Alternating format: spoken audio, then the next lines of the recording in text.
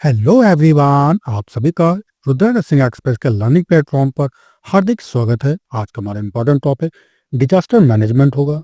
इसके अंतर्गत हम बात करेंगे डिजास्टर मैनेजमेंट की क्या डेफिनेशन होती है, एक नर्स का क्या रोल होता है, और साथ में बात करेंगे ट्रायज के बारे में। कंप्लीट कॉन्सेप्ट आपको यहाँ पे हिंदी प्लस इंग्लिश दोनों ही लैंग्वेज में समझने को मिलेगा। वीडियो को पीडीएफ डाउनलोड करने के लिए आप हमें टेलीग्राम पे फॉलो कर लें, उसका लिंक आपको डिस्क्रिप्शन बॉक्स में मिल जाएगा। तो चलिए देखते हैं डिजास्टर मैनेजमेंट। चलिए बेटा, अब हम बात करेंगे डिजास्टर मैनेजमेंट साइकिल के। ठीक है, क्या होता है आपदा प्रबंधन चक्र?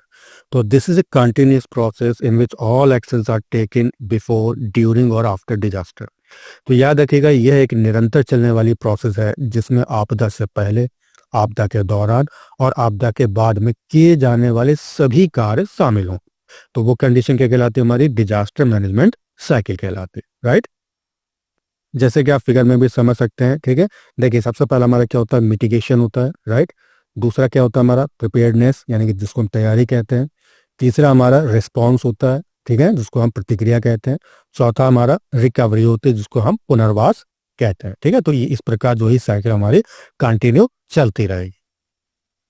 चलिए बात करते हैं, सबसे पहले हमारा जो स्टेप होगा, फेज जो है, क्या है बेटा? मिटिगेशन, जिसको हिंदी में क्या कहते हैं? न्यूनीकरण। ठीक है, डेफिनेशन क्या होगी? Mitigation includes measures taken before disaster, यानी कि डिजास्टर से पहले जो भी आप उपाय कर सकते हैं टू प्रिवेंट इट और रिड्यूस इट्स नेगेटिव इफेक्ट, यानी कि हमारा डिजास्टर से संबंधित जो भी नेगेटिव इफेक्ट्स हैं उनको उनकी हम रोकथाम कर सकें या उनको हम कम कर सकें। तो इसीलिए जो अभी आपने पहले जो भी मेजरमेंट किए हैं, जो भी उपाय किए हैं, वो क्या कहलाएगा? हमारा मिटिगेशन कहलाएगी। ठीक है, तो याद रखिएगा, ये वे उपाय हैं जो आपदा से होने वाले, ठीक है, नुकसान को कम करने के लिए आपदा से पहले किए जाते हैं। ठीक है, उसका उद्देश्य क्या होगा? तो स्वाभाविक बात है, इसका उद्देश्य होगा मोर्टेलिटी रेट को कम करना, protect property and the environment, यानी कि पर्यावरण और प्रॉपर्टी की रक्षा करना, limit the overall impact of the disaster, यानी कि डिजास्टर से संबंधित कुल जितने भी ओवरऑल अगर हम बात करते हैं उसके इम्पैक्ट को, उसके प्रभाव को, वो हमें क्या करना है? लिमिट करनी है, उसको हमें कम करना है, रिड्यूस करना, राइट। चलिए बात करते हैं बच्चा मिटिगेशन के प्रकार की। सबसे पहला है स्ट्रक्चरल मिटिगेशन। ठीक है, इसका मतलब क्या होता है? Involve physical construction to directly prevent damage. यहाँ पे हम फिजिकल कंस्ट्रक्शन की बात करेंगे, हम ऐसे कंस्ट्रक्शन की बात करेंगे जिसके फलस्वरूप क्या होगा कि जो डैमेज हो वो बिल्कुल ना के बराबर हो। जैसे एग्जाम्पल याद रखिएगा, अर्थक्वेक रेजिस्टेंट बिल्डिंग, यानी कि हमें ऐसी बिल्डिंग का फॉर्मेशन करना है जो भूकंप रोधी हो। ठीक है ना। दूसरा क्या है? फ्लड कंट्रोल डैम्स, हमें ऐसे डैम्स का फॉर्मेशन करना है जो कि बाढ़ को कंट्रोल करते हो। ठीक है ना। अगला क्या है? फायर रेजिस्टेंस डिजाइन, यानी कि जो भी जैसे हॉस्पिटल्स हो गए, ठीक है, कॉलेजेस हैं, इंस्टीट्यूट्स हैं, जितने भी जो बड़े बड़े इंस्टीट्यूट हैं वहाँ पे फायर रेजिस्टेंट डिजाइन होना चाहिए। ठीक है, यानी कि मान लीजिए कोई अगर जैसे आग लग भी जाए तो फायर एक्सटिंग्विशर की व्यवस्था होनी चाहिए, एक्सिट गेट, ठीक है, इनकी व्यवस्था होनी चाहिए, राइट। वहीं अगर हम बेटा नॉन स्ट्रक्चरल मिटिगेशन की बात करते हैं तो इसमें क्या involve policies, laws and education to reduce risk. इसके अंतर्गत हम पॉलिसीज की बात करते हैं, कानून की बात करते हैं और एजुकेशन की बात करते हैं। ठीक है, जिसके फलस्वरूप हम मिटिगेट डिजास्टर से होने वाले जो रिस्क है उसको हम कम कर सकते हैं। जैसे बैनिंग कंस्ट्रक्शन इन हजार्डस जोन, जो हजार्डस जोन है, ठीक है, जो खतरनाक एरिया है, वहां पर कंस्ट्रक्शन संबंधित जो भी काम होना है उसको हम बिल्कुल रोक लगा देंगे कि ये जो है यहाँ पे आप बिल्डिंग या कोई भी चीज नहीं बना सकते, क्योंकि ये जो एरिया है या जो जोन है वो कैसा है? बहुत ही खतरनाक है। ठीक, चलिए अगला हमारा है building codes and safety law. ठीक है, तो उसका मतलब बच्चा क्या होता है? बिल्डिंग कोड्स का मतलब क्या होता है? कोई भी ऐसी बिल्डिंग जो बहुत ही कमजोर है, कभी भी गिर सकती है, ठीक है, तो उसको हम क्या दे देते हैं? कोड दे देते हैं। इसका मतलब है कि आपको यहाँ पे नहीं रहना है या इसको आप छोड़ दें। ठीक है, दूसरा क्या होता है? Safety law. सेफ्टी लॉ से मतलब क्या है? जैसे आप देखते होंगे कि रोड में काफी ज्यादा एक्सीडेंट हो गए, तो एक्सीडेंट को कम करने के लिए, ठीक है, तो हम क्या है, कुछ विशेष प्रकार के लॉ का फॉर्मेशन कहते हैं, जिसको हम ट्रैफिक रूल्स भी कह सकते हैं। ठीक है, तो ट्रैफिक रूल बना देते हैं, ठीक, जिसके फलस्वरूप क्या होता है कि एक्सीडेंट कम होते हैं। लेकिन कम तो तभी होंगे ना जब हम उसके रूल्स के, जो भी यातायात के नियम है, जो ट्रैफिक रूल्स है, उनको हम पालन करें। ठीक है ना। चलिए अगला क्या है? Public awareness programmes. ठीक है, पब्लिक अवेयरनेस से मतलब क्या है? लोगों में जागरूकता फैलाना, यानी कि उनको एजुकेट करना। ठीक है ना, कि जब भी कभी डिजास्टर हो तो डिजास्टर होने से पहले क्या क्या आप कर सकते हैं जिससे कि जान और माल दोनों को ही हम जो है बचा सकें, राइट। अगला क्या है, फॉरेस्टेशन। फॉरेस्टेशन से मतलब क्या है, ज्यादा से ज्यादा पेड़ पौधे लगाना, राइट। चलिए बेटा, अब हम बात करेंगे कि मिटिगेशन में एक नर्स की क्या भूमिका रहती है। तो सबसे पहला है रिस्क असेसमेंट, यानी कि जोखिम का आकलन करना। तो nurse identify vulnerabilities present in the community such as highly elderly population, ठीक है ना, disabled person, pregnant women, area prones to floods, earthquake और ड्रॉट। ठीक है, कहने का मतलब क्या है, यहाँ पे नर्स जो है ऐसी कमजोरियों को आइडेंटिफाई करती है किसी भी समुदाय में, जैसे हाईली एल्डरली पॉपुलेशन से मतलब क्या है यहाँ पे, वृद्ध लोग जो हैं, ठीक है, बूढ़े बाड़े जो लोग हैं, डिसेबल कोई अपंग व्यक्ति है, गर्भवती महिलाएं हैं, एरिया प्रोन यानी कि ऐसे क्षेत्र जहाँ पे फ्लड, अर्थक्वेक या ड्रॉट होने की संभावना ज्यादा रहती है, उसको क्या करती है, वो आइडेंटिफाई करती है। ठीक है, इसका पर्पस क्या होगा, तो बिफोर ए डिजास्टर, डिजास्टर से पहले हम ये फाइंड कर लेते हैं कि कौन सा एरिया या कौन सा ग्रुप जो है ज्यादा प्रभावित होगा। ठीक है ना, इसीलिए जो है यहाँ पे रिस्क असेसमेंट किया जाता है। बात करते हैं एडवोकेसी का, जिसको हम कहते हैं वकालत करना। तो nurses work together with government and non government agencies to advocate for development of disaster prevention plans, ठीक है, construction of safe building, availability of safe drinking water and proper sanitation. Nurse जो होती है हमारी गवर्नमेंट, ठीक है, और non government agency के साथ में मिलकर काम करती है, वकालत करती है किन किन चीज़ों का, तो याद रखिएगा डिजास्टर प्रिवेंशन प्लान्स का फॉर्मेशन करने में, यहाँ पे विकास कर विकसित करने में जो नर्स है वो हमारे गवर्नमेंट और नॉन जो गवर्नमेंट एजेंसीज हैं उनके साथ में काम करती है। ठीक है, और क्या है, कंस्ट्रक्शन ऑफ सेफ बिल्डिंग, यानी कि ऐसी बिल्डिंग का फॉर्मेशन करना जो कि कैसी हो, सेफ हो। दूसरा, तीसरा क्या हो जाएगा हमारा, availability of safe drinking water, यानी कि स्वच्छ पेयजल सभी को उपलब्ध हो सके, वो देखेगी। ठीक है, प्रॉपर सैनिटेशन, प्रॉपर तरीके से साफ सफाई हो। तो ये सारे का जो है नर्स एक करती है, किसके साथ में मिलकर, गवर्नमेंट और नॉन गवर्नमेंट जो एजेंसीज होती हैं उनके साथ में मिलकर इन सब चीजों की वो वकालत करती है। ठीक है, चलिए, तो पर्पज देखिए, अगर हम बात करें कि क्यों ऐसा करती है, तो याद रखिएगा to make the community safer, जिससे कि हमारा जो समुदाय है वो सुरक्षित बना रहे, और क्या है, रिड्यूस फ्यूचर लॉसेस, और भविष्य होने वाले जो लॉसेस हैं उनको कम किया जा सके, राइट। चलिए, अगला हमारा फंक्शन होगा पब्लिक एजुकेशन, जिसको हम क्या कहेंगे, जन शिक्षण। तो nurses educate the community about what to do during disaster. जैसे कि मैंने भी आपको कहा था कि एक नर्स जो है वो समुदाय को क्या अवेयरनेस फैलाती है, तो क्या वो बताती है कि डिजास्टर से पहले जो है आप, या डिजास्टर के दौरान क्या क्या आप चीज कर सकते हैं। डिजीज प्रिवेंशन, कैसे जो है बीमारी की रोकथाम कर सकते हैं। Use of basic first aid, जो बेसिक फर्स्ट एड है उसका कैसे यूज किया जाए। ठीक है, इंपॉर्टेंस ऑफ हाइजीन, यानी कि साफ सफाई की क्या महत्व होता है, क्या उसकी इंपॉर्टेंस होती है। ठीक है, सेफ ड्रिंकिंग वाटर, इसके बारे में बताती है, राइट। चलिए, तो अगर हम बात करते हैं पर्पज से, तो इससे क्या उसका उद्देश्य होता है, to make people self reliant. ठीक है, व्यक्तियों को जो है आत्मनिर्भर बनाना है। ठीक है, सो दे कैन प्रोटेक्ट देमसेल्फ, ताकि वो अपने आप को, खुद को कैसा कर सके, सुरक्षित कर सके, किससे बेटा, डिजास्टर के दौरान, राइट।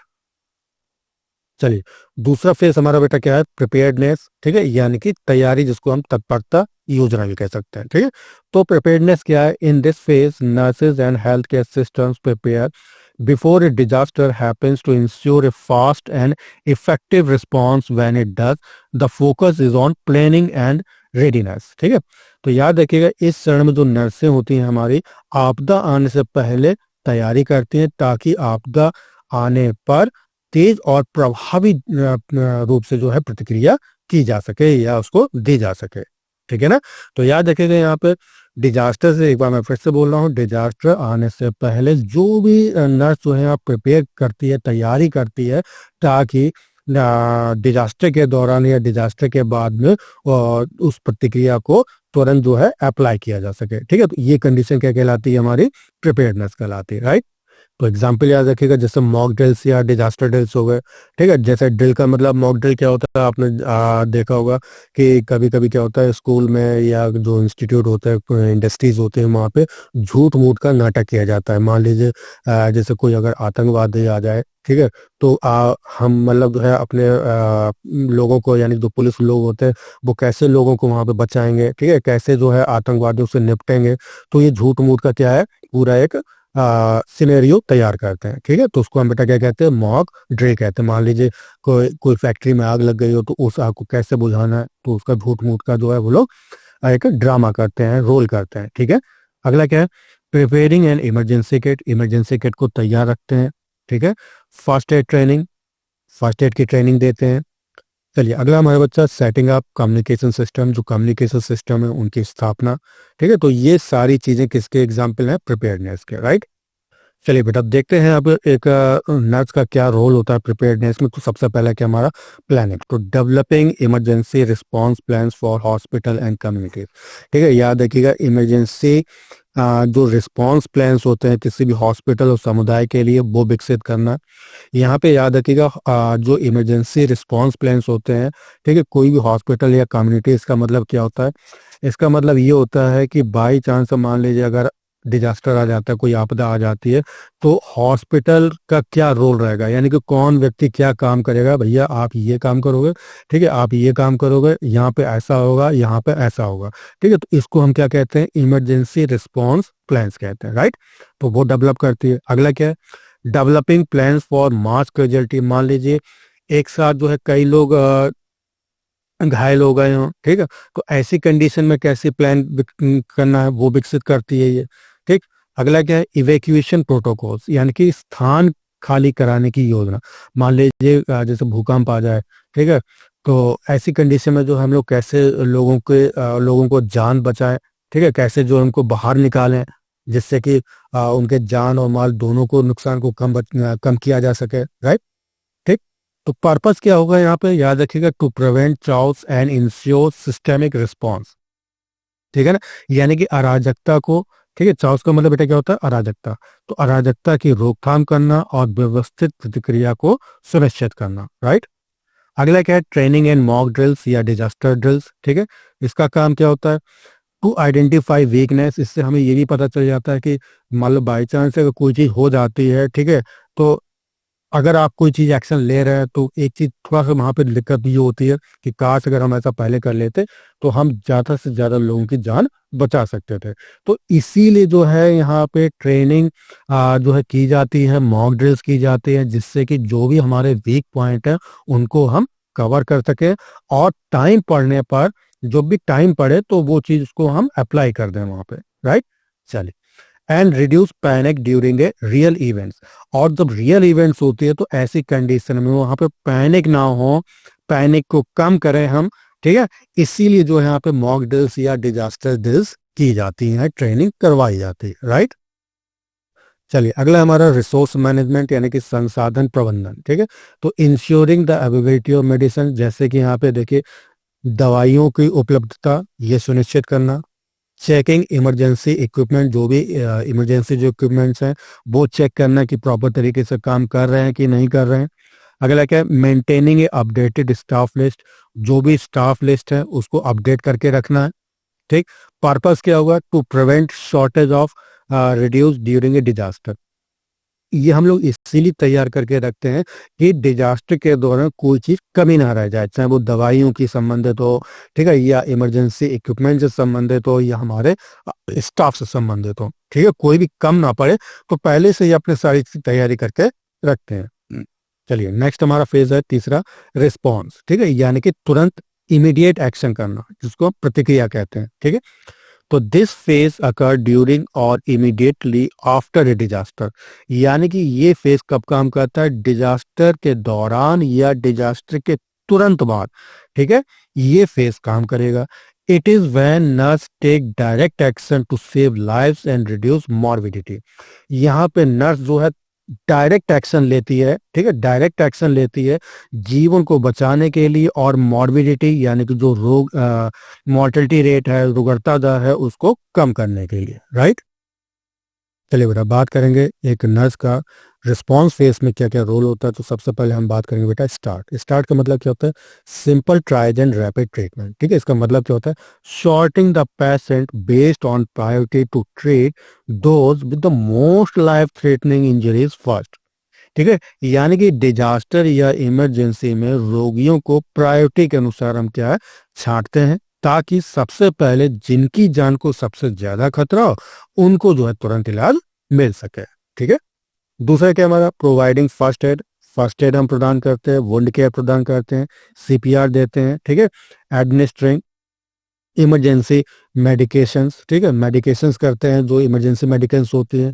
ठीक, क्यों, to reduce the death and disability, यानी कि विकलांगता और मृत्यु दर को कम करने के लिए ये सारी चीजें हम करते हैं। ठीक है, अगला क्या है, इन्फेक्शन कंट्रोल। ठीक है, इन्फेक्शन का कंट्रोल करती है। और क्या करती है, helping families connect with loved ones.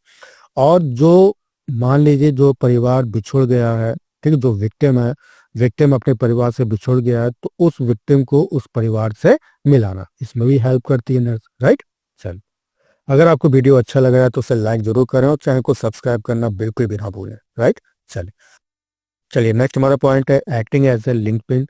ठीक है, for coordination and communication between doctors, emergency responders and families to ensure smooth and clear treatment processes. याद रखिएगा यहाँ पे जो एक हमारी नर्स होती है यहाँ पे लिंक पिन का काम करती है। इसका मतलब क्या होता है, यानी कि अगर नर्स ना हो भैया तो पूरा सिस्टम जो है ऐसी तैसी हो जाएगी, यानी कि कोई भी सिस्टम वो काम सही से कर ही नहीं पाएगा बिना हमारे नर्स के।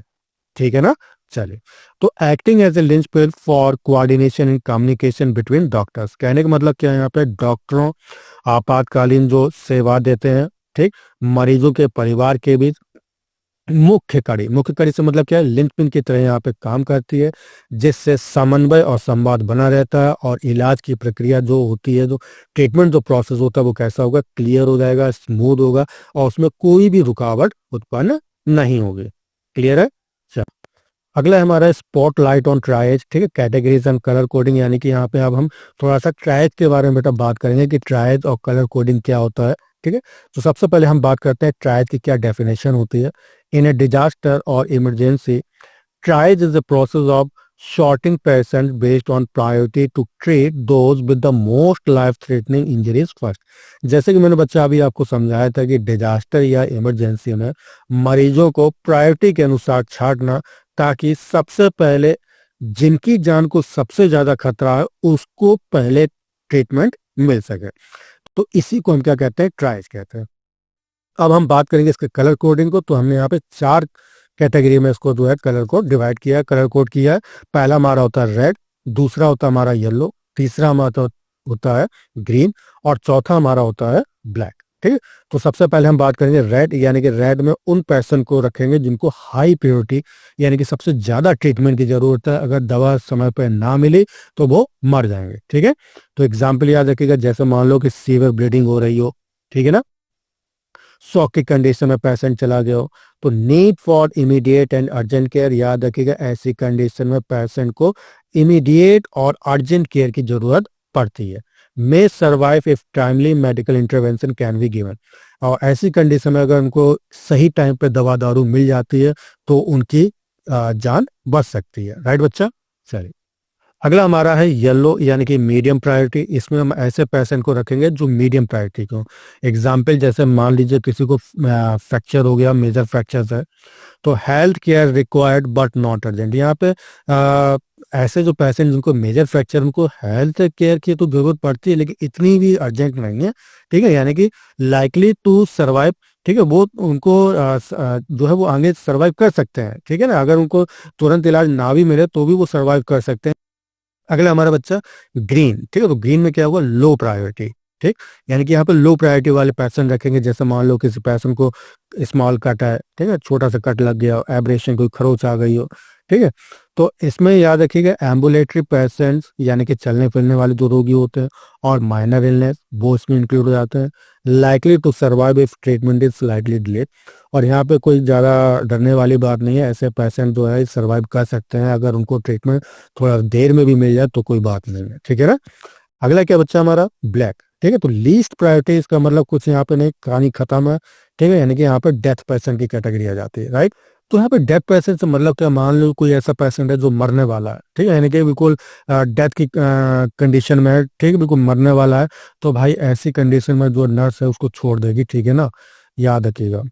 चलिए बेटा, अगला हमारा है रिकवरी, ठीक है, यानी कि लास्ट फेज है जो कि डिजास्टर के बाद में होती है, ठीक है। तो in this phase nurse have the community return to a normal और near normal state physically, mentally and socially. This is a long term process of rebuilding. याद रखिएगा, ये एक ऐसी कंडीशन होती है जिसमें हम अपने पेशेंट को फिजिकली, मेंटली, सोशली, यानी कि शारीरिक रूप से, मानसिक रूप से, सामाजिक रूप से जैसे वो पहले थे उनको वैसे ही उसी कंडीशन में लाना, ठीक है। तो ये कंडीशन क्या कहलाती है, रिस्टोरेशन, इसको बच्चा हम कहते हैं, ठीक है। और रिस्टोरेशन एक दिन में नहीं होती है, काफी ज्यादा टाइम लगता है, ठीक है। तभी मैंने कहा है इसको लॉन्ग टर्म प्रोसेस है ये बच्चा, right.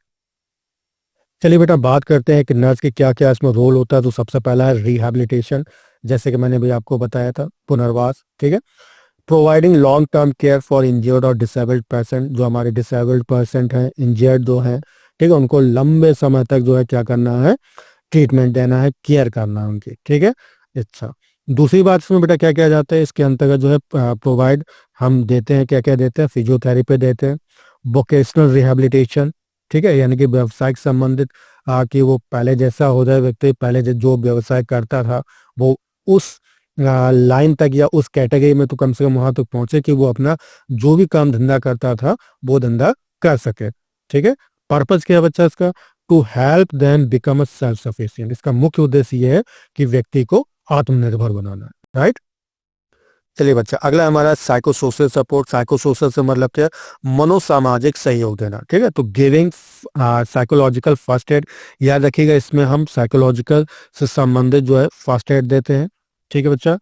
Helping to prevent post traumatic stress disorder, ठीक है, यानी कि पीटीएसडी को रोकने में ये मदद करता है, कौन बच्चा, साइकोलॉजिकल फर्स्ट एड, ठीक है। तो साइकोलॉजिकल जब हम फर्स्ट एड देते हैं तो ऐसी कंडीशन में पीटीएसडी जो चांसेस होते हैं उसको आप कम कर सकते हैं। और आपको ये भी याद रखना बेटा कि पीटीएसडी जो कंडीशन होती है कोई जरूरी नहीं है कि ये पेशेंट में हो, हेल्थ वर्कर में भी हो सकती है। क्लियर है बच्चा। चलिए बेटा, अगला हमारा पॉइंट है डिजीज सर्विलेंस, यानी कि रोग की निगरानी करना। Monitoring for outbreaks of waterborne disease, यानी कि वाटरबोर्न से संबंधित, ठीक है, जल जनित जो रोग होते हैं उनके प्रकोप की मॉनिटरिंग करना है। रनिंग वैक्सीनेशन प्रोग्राम को चलाए रखना है। पर्पस क्या होगा इसका, तो टू प्रिवेंट सेकेंडरी एपिडेमिक्स, यानी कि दूसरी महामारी ना हो, इन सब चीजों को हमें बेटा क्या करना है, मॉनिटर करना है, वैक्सीनेशन को चलाते रहना है, ठीक है। चलिए, अगला क्या है, इवेल्युएशन, यानी कि मूल्यांकन।